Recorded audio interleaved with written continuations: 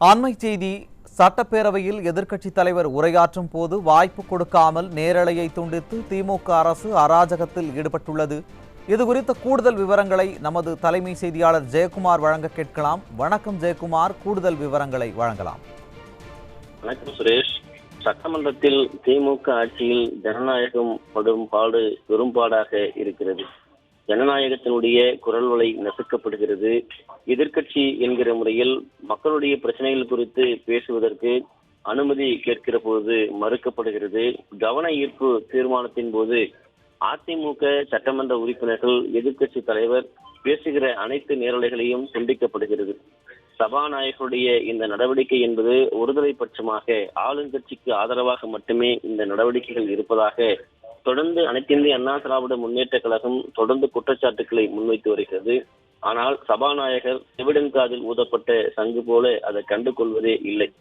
குறிப்பாக மக்களால் தேர்ந்தெடுக்கப்பட்ட பிரதிநிதிகள் மக்களுடைய பிரச்சனைகளை பேசுவதற்காகத்தான் சட்டமன்றம் செயல்படுகிறது. அப்படி செயல்படுகிற போது கவன ஈர்ப்பு தீர்மானத்தின் போது எதிர்க்கட்சிகள் தங்களுடைய கருத்துக்களை, தேவைகளை, மக்களுடைய பிரச்சனைகளை வலியுறுத்துகிற போது அந்த நேரலை என்பது தொடர்ந்து துண்டிக்கப்படுகிறது.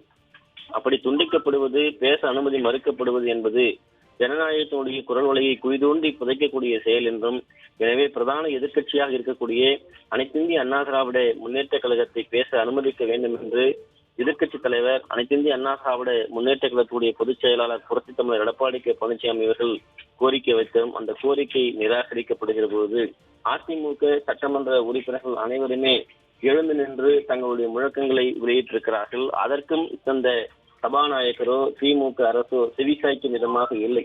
இதனால் அதிமுக சட்டமன்ற உறுப்பினர்கள் இன்று அவையை விட்டு வெளிநடப்பு செய்திருக்கிறார்கள். அதாவது கவன ஈர்ப்பு தீர்மானத்தின் போது எதிர்க்கட்சிகள் பேசுவதை திட்டமிட்டு, குறிப்பாக நேரலை செய்தால் அது மக்களிடம் சென்றுவிடக் கூடுமோ என்கிற ஒரு அச்சத்தின் காரணமாக எதிர்க்கட்சிகளுடைய பேசுவதை நேரலை செய்யவே கூடாது என்கிற ஒரு தீர்மானத்தோடு இந்த தமிழக சட்டமன்றம் செயல்படுவதுதான் கேலிக்கூத்தாக இருக்கிறது. சட்டமன்றத்திலே இன்றைக்கு மக்களால் தேர்ந்தெடுக்கப்பட்ட ஜனநாயகத்துடைய பிரதிநிதிகளாக இருக்கக்கூடிய சட்டமன்ற உறுப்பினர்கள், பிரதான எதிர்க்கட்சி தலைவர் பேசுவது நேரலை துண்டிக்கப்படுகிறது. திமுக அரசினுடைய இந்த செயல் என்பது ஒருதலை பட்சமாக இருக்கிறது.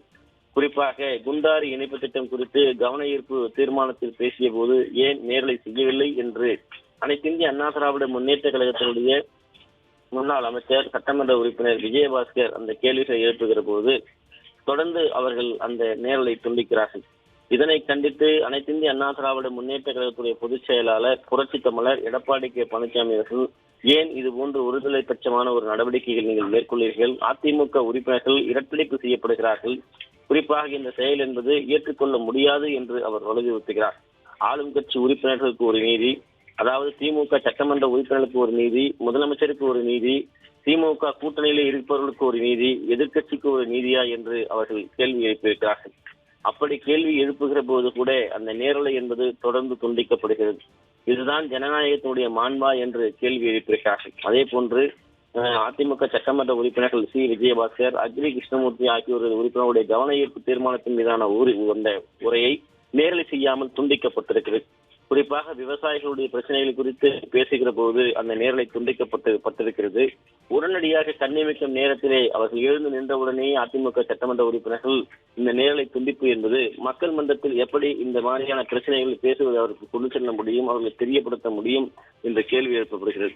இன்றைக்கு காட்சி ஊடகங்கள் உடனுக்குடனாக ஒவ்வொரு விஷயங்களையும் தொடர்ந்து நேரலை செய்யக்கூடிய ஒரு நிலையை நம்மால் பார்க்க முடிகிறது. அப்படி இருக்கிற போது இது போன்ற நடவடிக்கை என்பது ஜனநாயகத்துடைய மாண்பை சீர்குலைக்கக்கூடிய செயலாக இருக்காதா என்று அனைத்திந்திய அண்ணா திராவிட முன்னேற்ற கழகத்துடைய அந்த சட்டமன்ற உறுப்பினர்கள் தற்போது வாயில் முழக்கம் செய்து வருகிறார்கள். அந்த வாயில் முழக்க காட்சியை நாம் தற்போது பார்க்கலாம். விரிவான தகவல்களை வழங்கியமைக்கு நன்றி ஜெயக்குமார்.